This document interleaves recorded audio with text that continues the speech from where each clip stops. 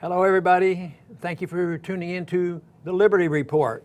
With me today is Daniel McAdams. Daniel, good to see you. Good morning, Dr. Paul. Good. I want to talk a little bit about what's going on with the so-called treaty or deal with the Iranians, and that the group of 5+1 has initialed, and they are a big argument in Congress on whether or not this will go through.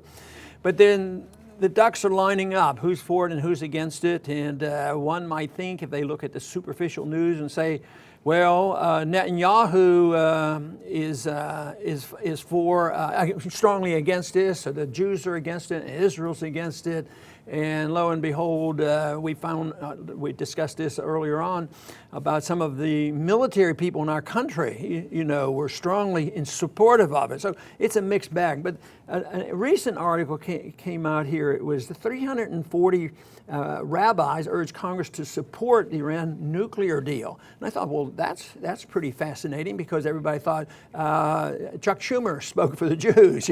He said that, oh no, we can't go along with it. It would give too much clout, to the Iranians, and yet here, I assume the rabbis are favorable toward Israel. So this would at least make them stop.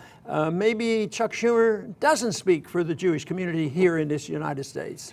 What surprised me reading about this letter, my initial, my initial thoughts were that this must be some of the far left Reformed Jewish temples and rabbis. And when I'm reading the article, it says that we come from all streams of Judaism, and the point that they all came together to show that the Jewish community is not united against the deal. There are those on the left and the right, signatories to this letter, that support the deal. So I think it's important. Yeah.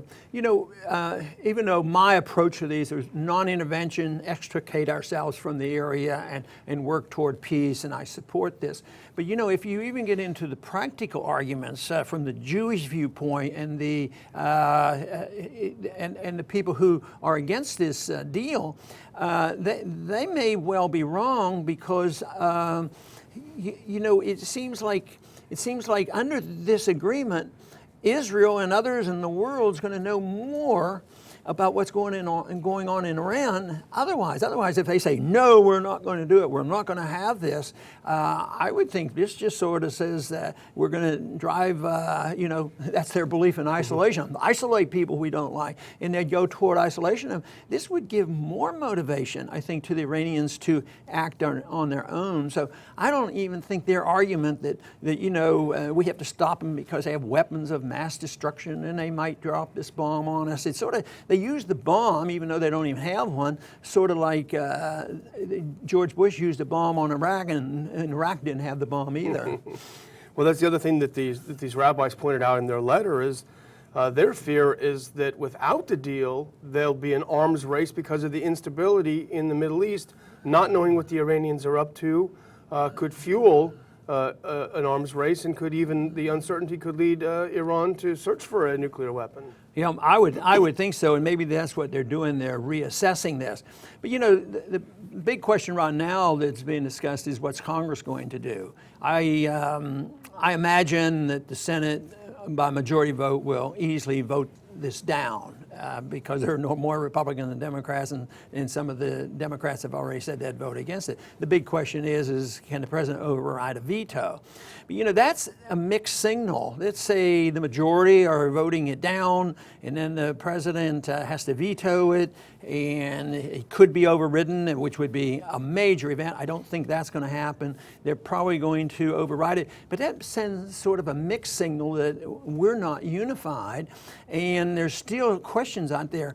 If we don't have any enthusiasm for it, or if we drop out of it, who does it really help? And of course, it helps the Iranians, of course, because they'd like to come back to the world again and get rid of the sanction, get some of their money back. But if they don't do that, I don't know what advantage there would be for them.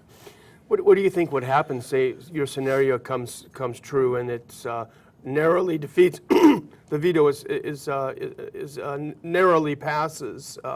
And it goes into effect. And it goes into effect. What do you think would happen if the next president, as a lot of the Republicans have promised, overturns that deal the first day he's in office? I think it'll be just chaotic, and they can do it, but it won't have any meaning. But I think it'll have an economic consequence, And it isn't so much the consequence with Israel and Europe and the other nations. It would be a consequence for us. And I think that we're at risk for this anyway, because we have a greatly inflated, distorted value of the dollar. And if they get annoyed with us, I think it could be very damaging to the dollar, because I think, when it came to Iraq and other countries, Libya threatened to use something other than the dollar for oil.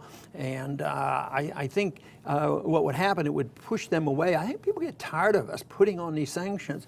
And this other argument, the side says we can't agree to this because we're going to give them so much money. It's money we took from them. Nobody says that on the evening news, and it's $50 billion, which is a large amount of money, would be very helpful. But I think we took over $100 billion from them, and yet nobody ever hears that side of the argument of how much punishment they've been through. They usually resort to say, well, they're monsters. Just remember what Ahmadinejad said. He declared war against us, so to speak. Remember the famous quote where, it was still even in the Hill article, they repeated it, that Iran once threatened to wipe Israel off the map. But, you've had this discussion before. I think you even said something on the floor of Congress. But, there was a Farsi speaker who correctly interpreted it. And here's what Ahmadinejad said. He was talking about Khomeini, their spiritual leader. The Imam, which is Khomeini, this is quoting Ahmadinejad, said this regime occupying Jerusalem must vanish from the page of time. Now, it doesn't sound friendly, but it's hardly we're going to nuke you. Maybe it's like them saying, boy, we'll have a better deal once we get rid of Bush. Yeah. And that probably doesn't mean that they want to kill Bush as much as when the Bush administration is gone. So that's a gross distortion. I think back, because I remember clearly hearing it and watching it on TV when Khrushchev came here. And we were still in a pretty hot Cold War. And Khrushchev threatening us and banging his shoe, and he says, we will bury you. And he was capable of doing it. We had been capable of dropping 2 atomic bombs.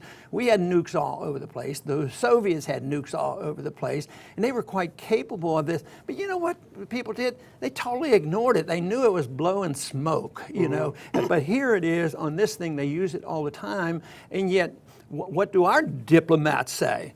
Well, they say, no, nothing is off the table. You do it our way, but we take nothing off the table, which subtly says, we'll bomb you and we have nukes. Therefore be cautious. That seems a more explicit threat even than the other, And the Israelis have said the same thing about Iran. They've openly pondered attacking Iran, so it goes both ways. I sense that Netanyahu is a little quieter right now. And that's probably just as well, because I think his interests will not, even from his interests, are not going to be hurt with this. And I think this is what these 340 rabbis are verifying, that they just don't think it's that bad.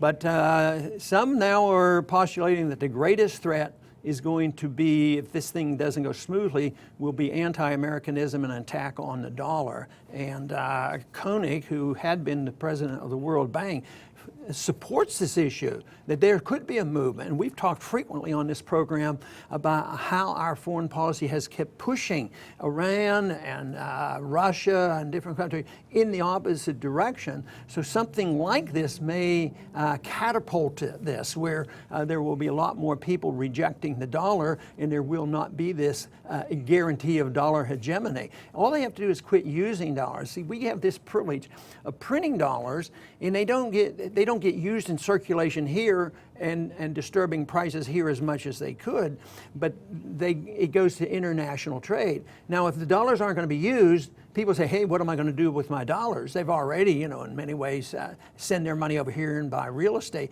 But I think you would see an explosion of dollars coming back. So we've had the privilege of exporting our inflation, which is the inflated dollar, and it goes overseas and they use it. They literally even store Federal Reserve notes to the tune of billions of dollars, which is a freebie for us. We print it and they keep it. But that could change things. This whole issue could change things, and those dollars could come back, and it might be a big economic event. This, of course, is going to take several months to play out to find out what happens, because I suspect it will pass to some degree, even though it'll be messy, and the president will go along with it. But the big question is how many people are going to trust it? And you suggest, well, wait until see what if the Republicans get in charge, what will they do? And they've already threatened to do it.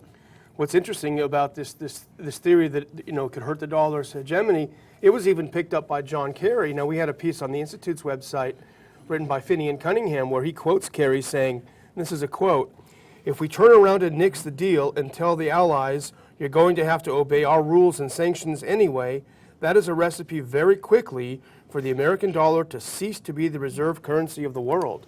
That's a pretty strong statement. That's a big turning point. And of course, I have given over the years many speeches about the dollar and dollar hegemony, and the day would come, and it may not come in 3 months or 6 months, but it's getting awfully close and could happen because the system is unstable, and eventually people resent the fact that one country can print the reserve currency of the world. It's sort of like giving them the privilege of printing gold and using gold, because gold used to be the reserve.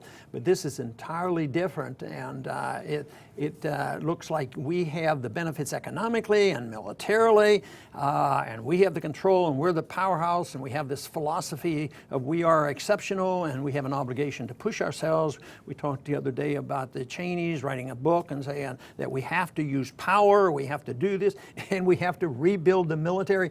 That would all change. And just like the economy turned down quickly in 08 and 09, it was rapid after a certain event. So we're at a point where a certain single event could change the philosophy, because as I talk about, you know, the foundation of the economy is built on sand. All you have to do is rock the building and it comes crashing down without a foundation.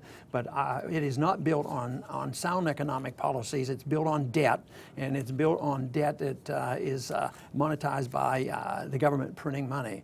That sort of system cannot work. It will always fail, and we're approaching this. This is one reason why I have been very fascinated and interested in the dollar and the value and the currencies. It motivated me to run for Congress, but it also motivates me because I know it's that standard of money that allows governments to grow outrageously large. And we have been in charge, and the power has been distorted, and we have a few enemies out there. I don't think there's any question at all that this whole system will come down and will have to be changed. Hopefully, if we did the right things, we could have a transition. The odds are against a gradual, decent transition from what we have to something sound. But it could be done. But the big question is, if it comes down on us, are we going to preserve the liberties necessary to rebuild the system, both in the sense of the rule of law as well as rebuilding our economy? I believe it's possible. I think most likely it's going to come after a wringing out of the economy. And with the things that we're talking about here today, I think we're getting closer and closer to that day. I'd like to thank everybody for tuning in to the Liberty Channel, and please come back soon.